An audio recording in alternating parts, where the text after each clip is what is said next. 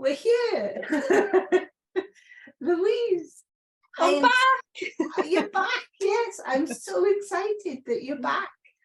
And this is our third interview. Did you know that, Jill? Our third, yes. Yes, I know. There's two more. And if anybody who's new in the group wants to look for those, if they put your name in the search bar at the top, then they're easy to find. I can see Joe is with us, and everybody that joins, welcome, and everybody that watches on the replay, welcome as well. So, right, I am so excited to dive into this. As I was just telling you, I've been excited all morning. Because this has been quite a journey, hasn't it? Oh, yes. Journey and a half. Where would you like to begin? Well, I suppose for people that don't know me, that might be useful just to give a little bit of a whistle-stop tour, because they might be thinking, who's this person? It's just come out of nowhere. So yeah, I going right back to my kind of academic career, if you like, training. I have a background in psychology, and I originally came out of uni working in mental health. That's what I wanted to do. Then I kind of went completely off track, and I worked in the social housing sector for about 13 years. And when that kind of was sort of coming to an end, just because of lots of changes in government and so on, so lots of redundancy happening in the organisation that I worked in, it was kind of a welcome change, really. And I decided, it gave me a really good bit of time to think what I wanted to do, which was to get back to my roots around psychology and mental health. So I then decided, actually, there was a junction there, really interestingly, Jill, that I kind of had the option to go train as a counsellor or a coach. Oh, right, and, right at the beginning. So it came to me before, like, this route. And 2015, I thought, you know what, I'm going to follow coaching. That was the path that I chose then.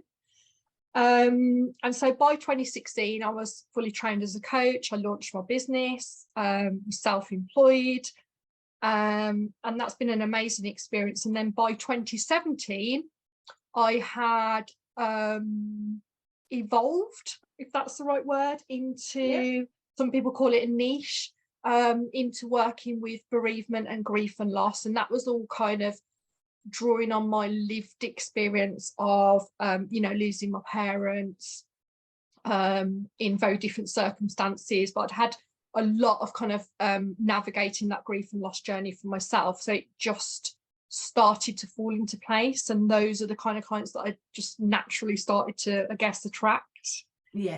And then I got really deep into that work, absolutely loving it, but there were a few times where it kept coming back to me about counselling, and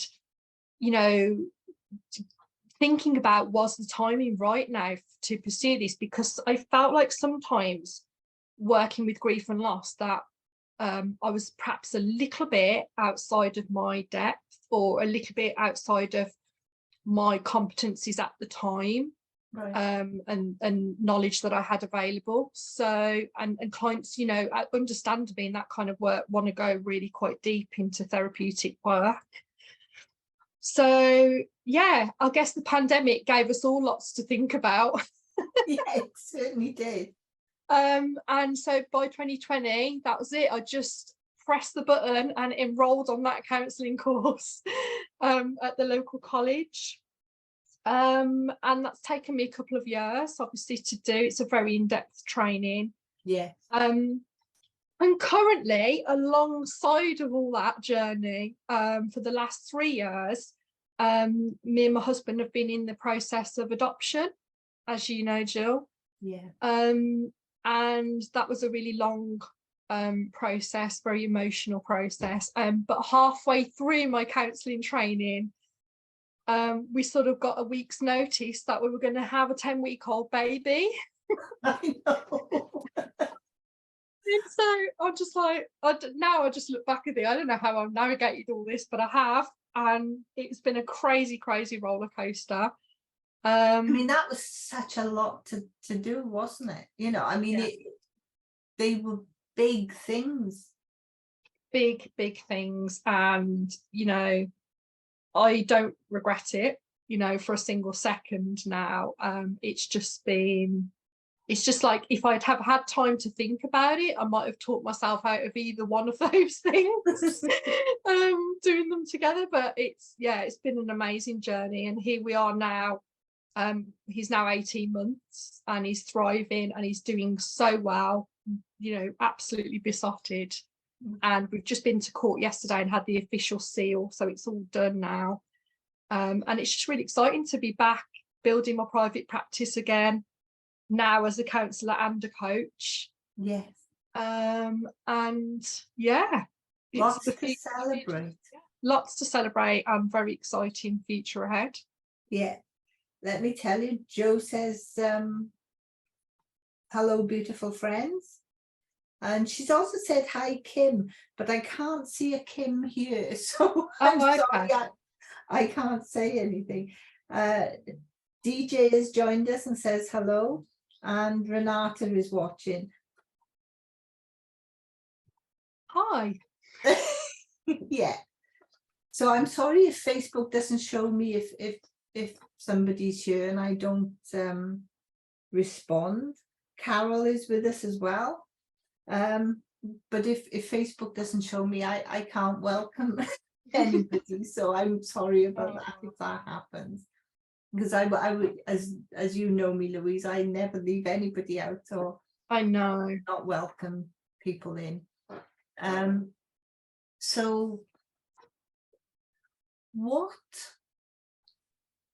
is the big thing that you think has made a difference in combining the coaching and the counselling? Good question. Let's jump in somewhere. Yeah.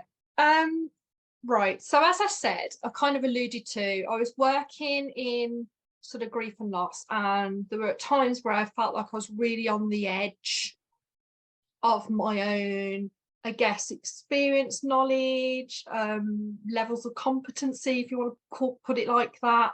And I guess that was the kind of driver, really. It kind of opened up a bit of thought for me in terms of, you know, do I need to think about, you know, sort of training as a counsellor? What would that look like? What would that bring to the work that I'm doing? And I think there's now I love coaching. Yeah. I'll always be an advocate for coaching as well. But I do feel that there are kind of some distinct differences between the two. But I also feel like there's a lot of overlap as well. And it's interesting because I've noticed whenever I put a post out on social media about this, I kind of either get counsellors coming at me, kind of like popping their feathers up a bit, or I get coaches coming at me going, no, it's like coaching's great. I'm like, yeah, I get it. I don't think we should have to ever choose. And actually, at the end of the day, it's not really about us, it's about the client's needs. And I don't feel like a client should have to choose. Do you know what it feels like to me? It's like if you were a doctor, you know, every doctor has the same initial training, and then they choose to specialize in an area. Yeah. And it would be like a doctor talking about being a doctor when they're in the training part, and even when they're treating people in different ways. When they specialize, then they're talking about a specific part of that medicine. Yeah. And I think it's like that, you know, you can do the training for coaching, you can do the training for counselling, and there will always be, like you say, the overlap. But it would be like going to see an orthopedic surgeon when you need somebody who can take your tonsils out. Love that analogy. Yeah. It is though, isn't it? I feel like, for me, right, therapy, and I'm not saying that coaching can't do this, but I feel like therapy is about relieving somebody's distress when they're in a very, very difficult situation or under difficult circumstances and their mental health has been affected. And I feel that there's a lot of focus on sort of like the healing and the resolving aspect within counselling, as much as there is change, which is where the overlap is, because coaching is absolutely capable of focusing on change and providing those lasting changes as well.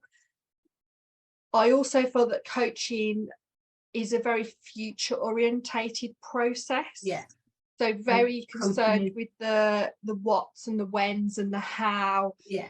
Whereas it's almost like if somebody was in that real state of distress, to ask them to be able to focus on that without building the psychological foundations would be very difficult for them. Yeah. And we could even say might actually be a bit cruel in a way to ask people to think about things like that. Yeah. But I do have a belief that, you know, both coaching and counselling really does focus on a person's ability to grow and adapt. Yeah. And I think that's the beauty of both of them. Yeah. So I guess if you think about, I'm sure most people are familiar with like Maslow's hierarchy of needs.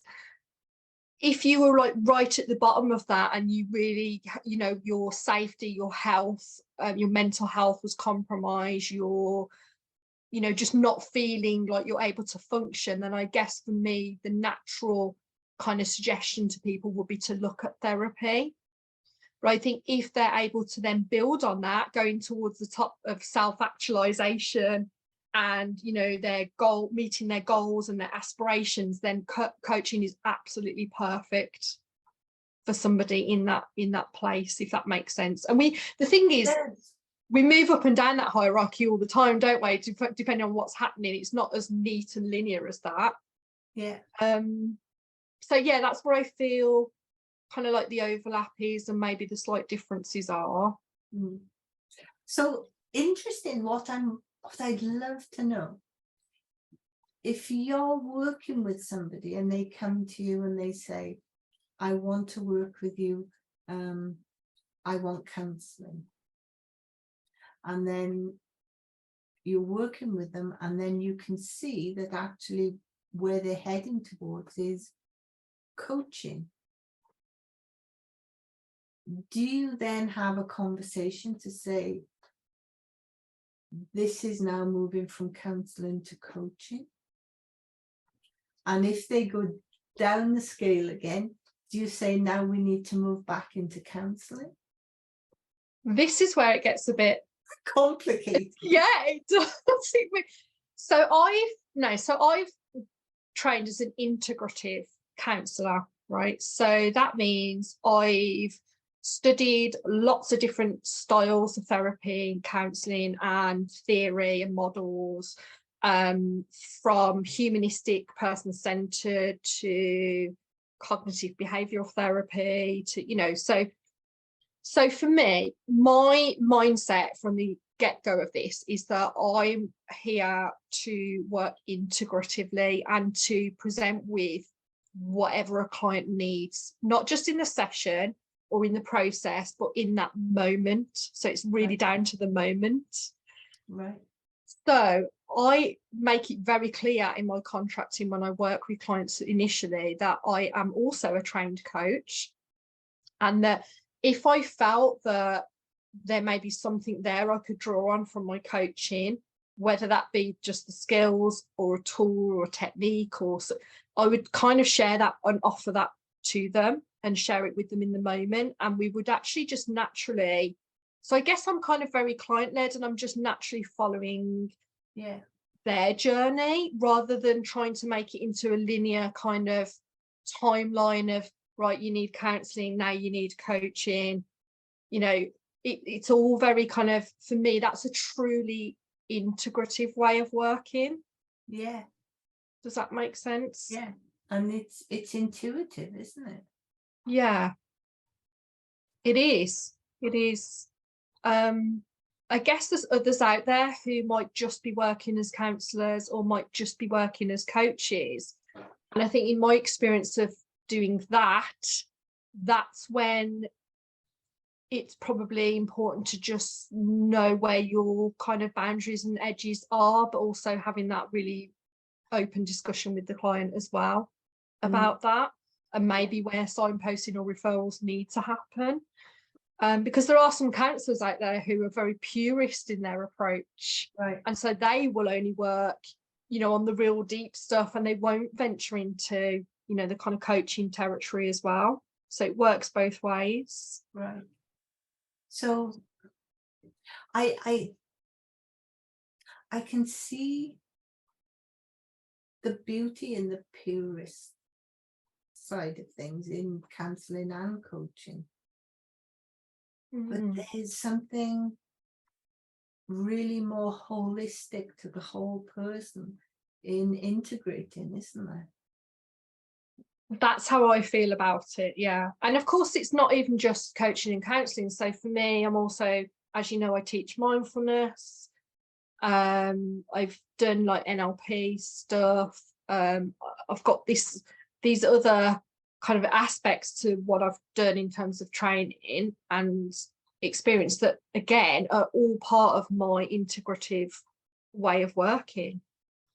So you might be working with a client on, I don't know, say trauma, for example, and turns out in that moment what they actually need is just a little bit of mindfulness to get themselves grounded, you know, come back to the present moment because they're having a difficult experience. So that would come into play. So and I just feel like I'd love to, you know, in the future be working in a world where this is all comes together, like there aren't these kind of separate entities.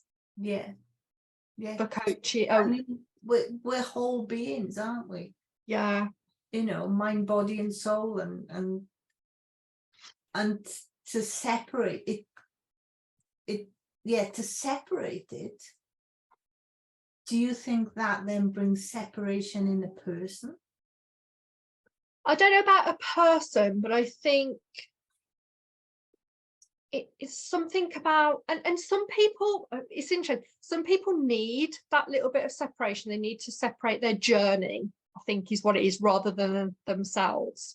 And that's okay. So they'll go as far as they need to go, you know, at that time, and then they might go away and then they might come back to some. So me, for example, in my experience of grief and loss, I talked about losing my parents.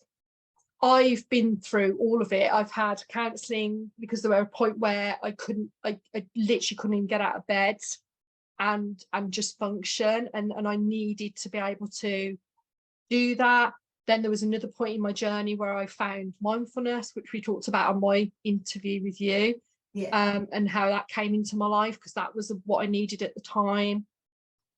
Then there's a point in my life where coaching was absolutely amazing, helping me to grow on that and develop my future.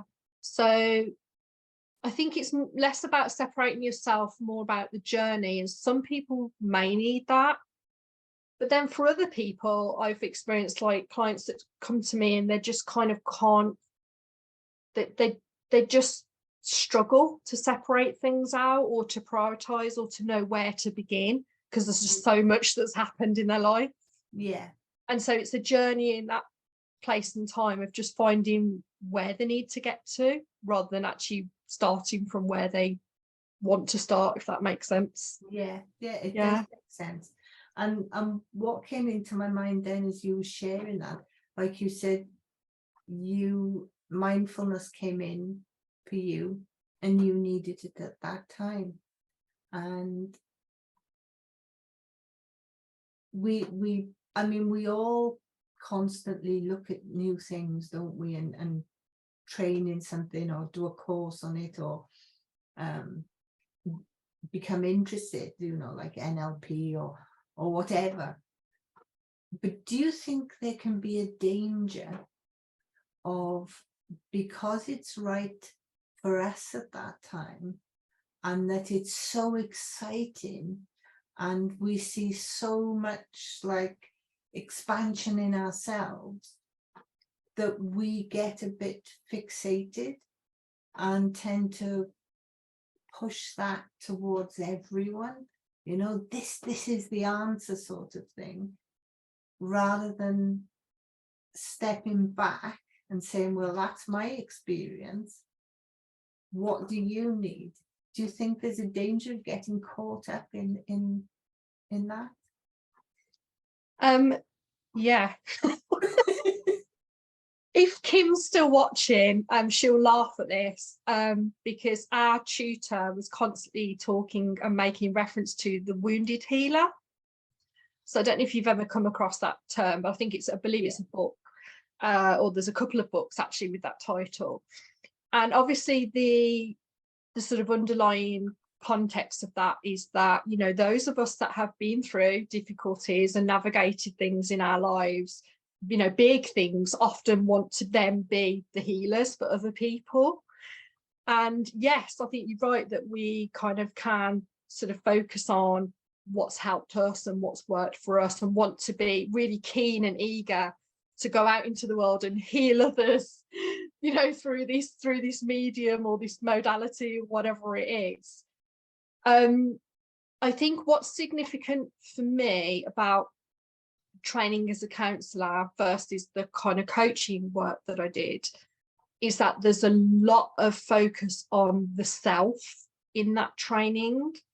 So I think in the counselling world, they tend to be very aware of this tendency to want to be the wounded healer. And so for that reason, we are not just kind of encouraged, we are expected to do work on the self throughout that training. So we go into therapy. I've been in therapy for 2 years every week. And I've done lots and lots of my own stuff. We journal, you know, we do all of the things. But I think the point of that is, it's about really understanding and looking at, you know, yourself, your experiences, but also your motives. Yeah. And what brings you to this and why you want to do this. Yeah. And I think that's been a really valuable part of the process for me, of understanding that. When I was a coach, I remember being in sessions with clients, and not from a, you know, it's from a place of love, but desperately wanting them to get some kind of outcome, or get somewhere, or feel better, or, you know. I think what I've recognised now as a counsellor actually is that the ability to be able to let go of all of that when I'm with a client, and just be with them in their world and understanding their perspective and their experience. Yeah. And just as you use the word intuitive, I guess it is working more intuitively, being led by them. Yeah. And I think it's never about us improving anything. It's about the space for the person to be able to find exactly the way forward, isn't it? And I think in the coaching world, there is a little bit of shiny object syndrome, and I've experienced that for myself as well. You know, I want to do this training, or this, specialize in this, or do this.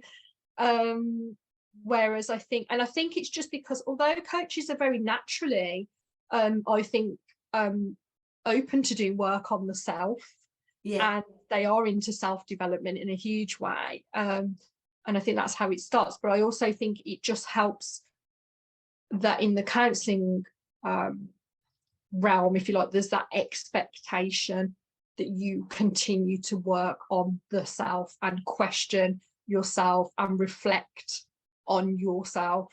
And that's been really valuable for me, really, really, you know, helpful and really important in looking at things like, well, why is it I want to, you know, why do I want to do that? And is that going to be helpful for my client? Or is that about me? Is that about my client, you know?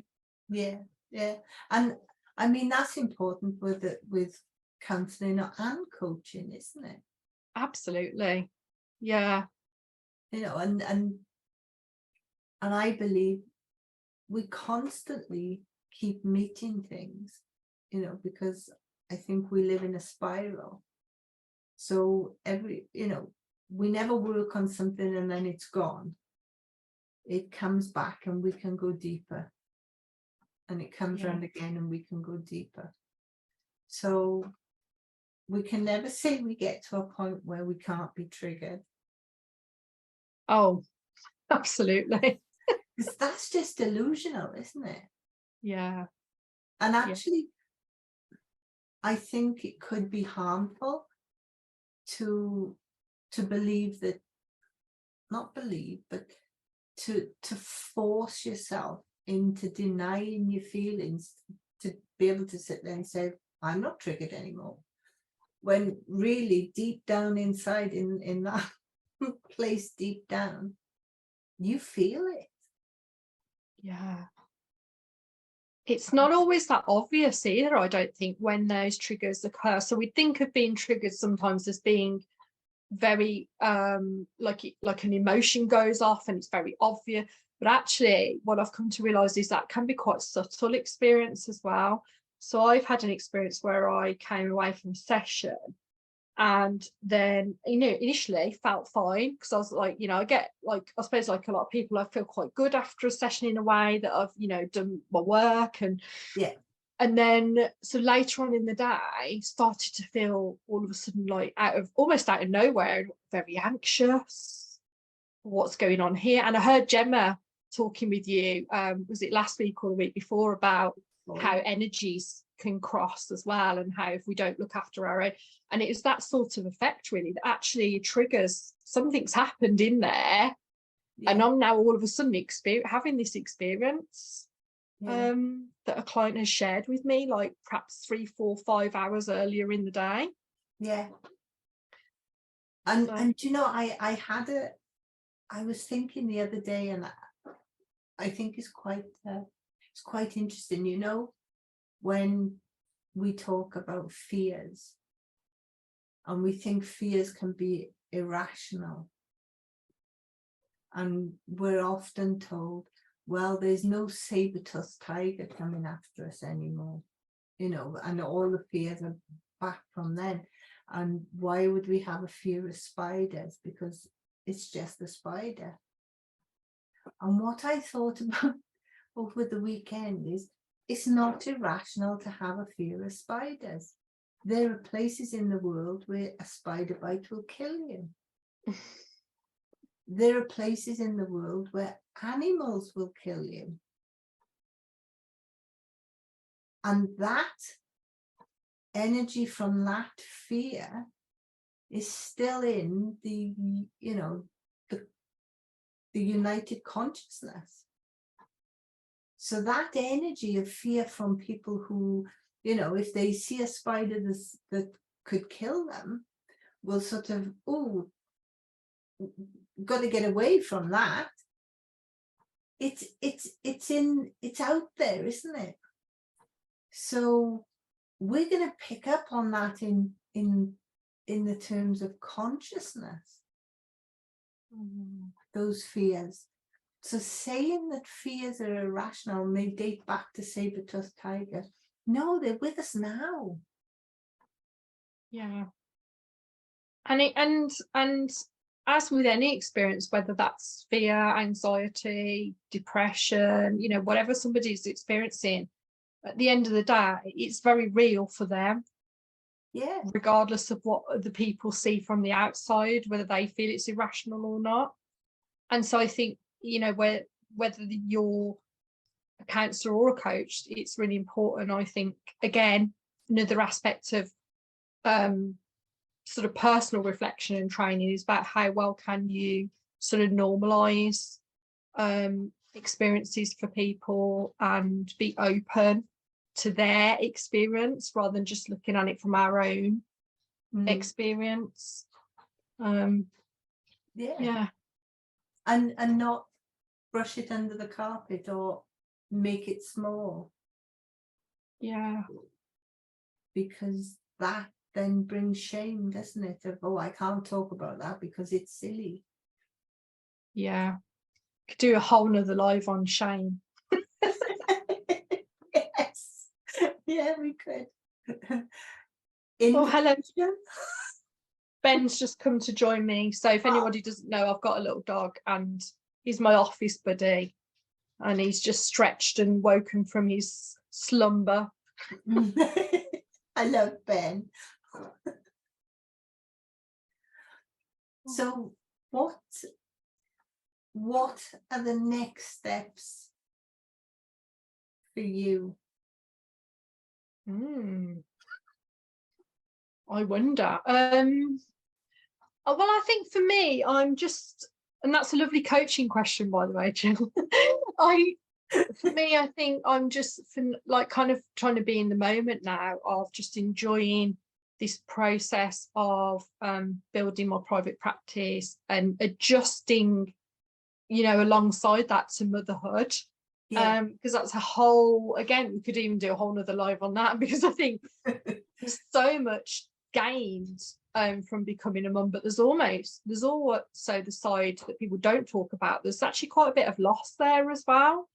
And it's this kind of delicate balance I'm finding of rediscovering who I am now, and who I'm becoming, as a person. My identity and everything has changed.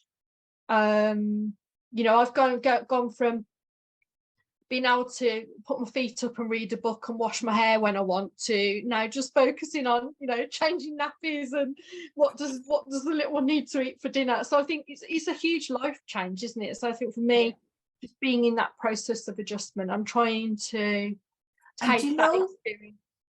One of the things that's absolutely huge is you had a week to prepare.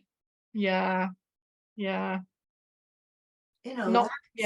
That's an unbelievable amount of on the spot.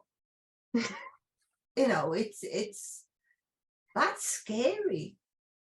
I think we were mentally prepared for it for a long time in the process.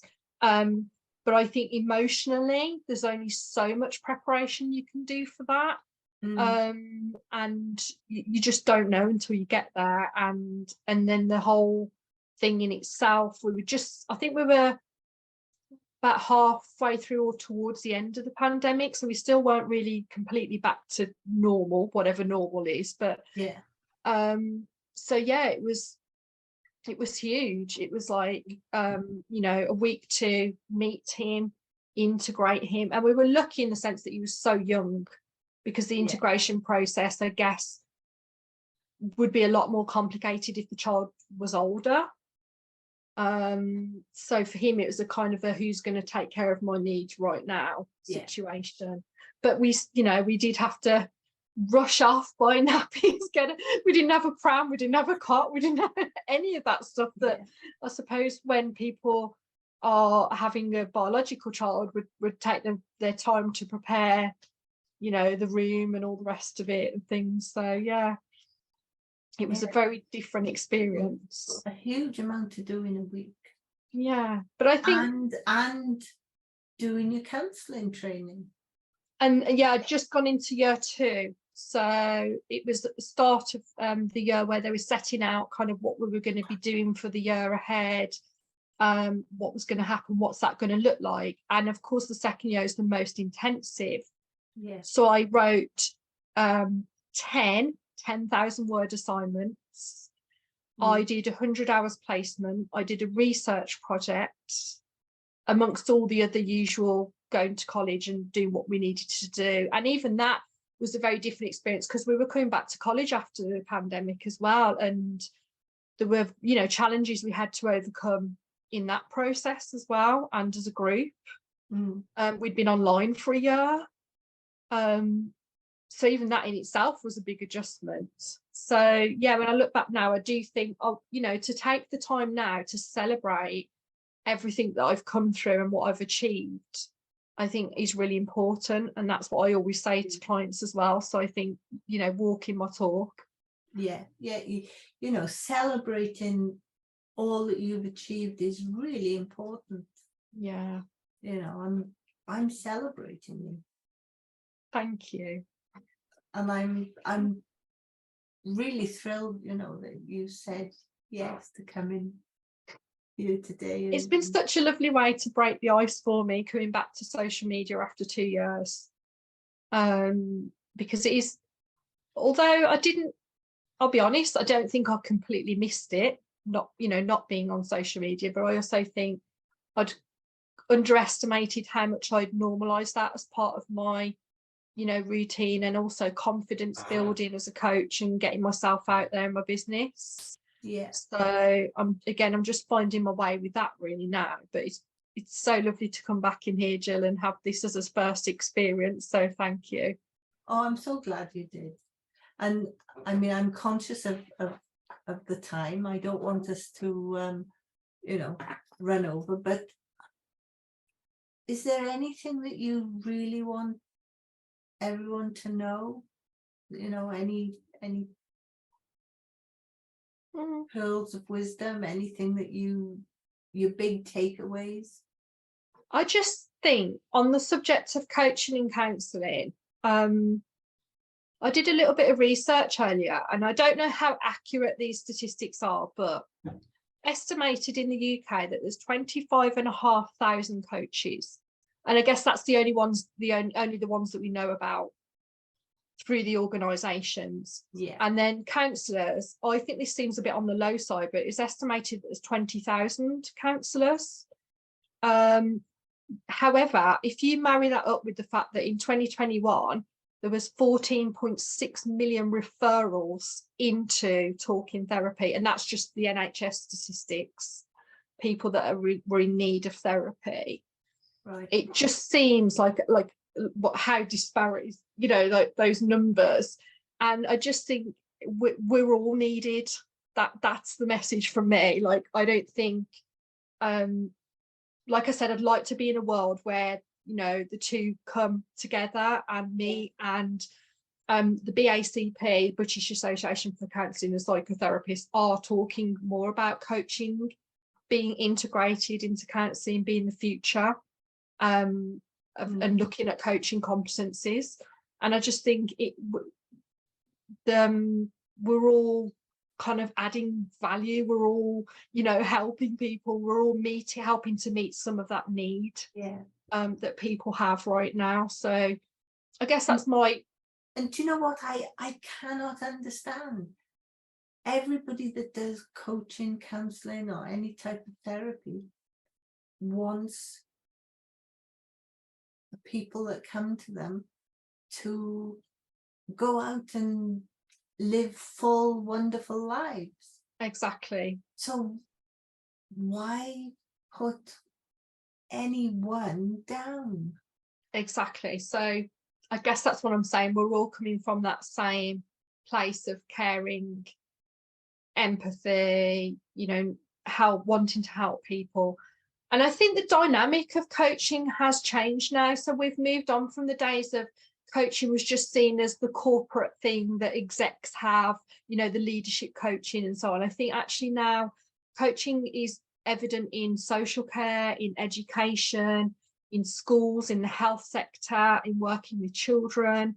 And if anybody hasn't seen it, I will put a link afterwards. There's a Coaching for Social Impact report, which is quite an interesting read.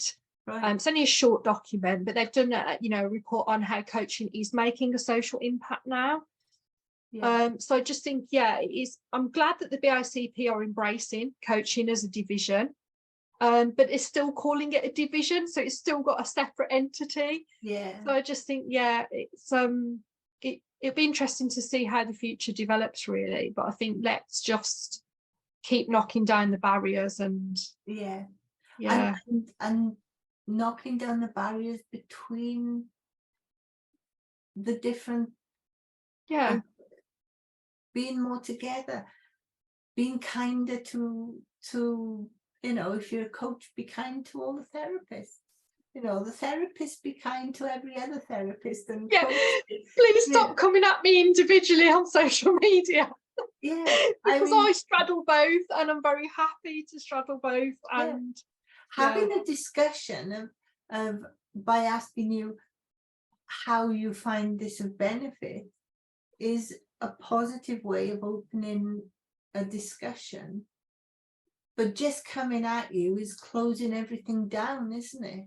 It's coming from a place of fear, I guess, isn't it? If you think about it, people have invested their energy, resources, whatever it is, into certain aspects of training, and I guess the fear there is really the fear underlying this, isn't it? Is like, am I doing enough? Am I good enough? Am I being enough, you know, for my clients? Or are you now telling me I've got to, you know, shift the goalposts again and do more training? You know, it's not about that, is it? It's about knowing who your client is and what they need, really, essentially. Yeah, and working together. It is, isn't it? Mm. You know, we're nobody's in competition, are they? Not really. Well, some people are, but yeah, but ideally there is no competition. Yeah, because we're all individuals. So you could have two people with exactly the same training that have exactly the same knowledge, and somebody will prefer one over the other just because it comes down to personality. well, I'll read that statistic one more time. 14.6 million people were referred by the NHS for talking therapy, and that's just the NHS. So there's more than enough clients, isn't there, to and hopefully there's in the future more than enough people to help meet whatever it is those clients need. I think that's the issue, having enough people. Yeah. It's really important, isn't it? Mm. And for us, because, you know, we need to look after ourselves as well. You know, as coaches and counsellors and therapists, we need to be able to have people that we can go to. Yeah, absolutely. I think one of the huge benefits I've seen with counselling is that there's an expectation there that I have supervision once a month. Obviously, I've had my own therapy as well throughout the training. That's come to an end now, but at any point if I felt I needed that, I would go back into therapy. And the supervision is part of my well-being, you know, my self-care as a counsellor. And I do hope and wish that there was the same emphasis in the coaching world for that, because I just think it's just such an isolating type of work at times as well. And I know that we're all well networked, but to have that one-to-one time with somebody, with a supervisor who's, you know, well qualified and so on, and knows, I guess, has had a certain level more experience than you've had, it's just hugely beneficial. And I really encourage coaches to think about getting supervision as well for themselves, because it's a lot to work with and it's a lot to carry. It is. It certainly is. It's too much. You know, it's depleting if you don't. Exactly. Yeah, it should be just any, you know, again, if we're walking our talk and what we talk to our clients about in terms of self-care, then that should be a non-negotiable for anybody who's doing any level of therapeutic work. Yes. I've so enjoyed this talk. Thank you. Me too. Thank you ever so much for joining me today, and thank you everybody Carolyn's here. Hi, Carolyn. Hi, Carolyn. So it's been truly wonderful, and I'd love you to come back again, and maybe we could talk about shame, because I think that's a huge subject and really important, isn't it? Really important. So I'm going to ask you, because I had trouble with putting your contact. Oh, my page. It just opened right up. Yeah. And you end up filling the whole thing with another photograph as well. So it's like, oh, I can't do that now. So if you could pop that in. Oh, Morag's here. Morag, Hi, my kids Morag. coming. It'll be there for you to watch, Morag.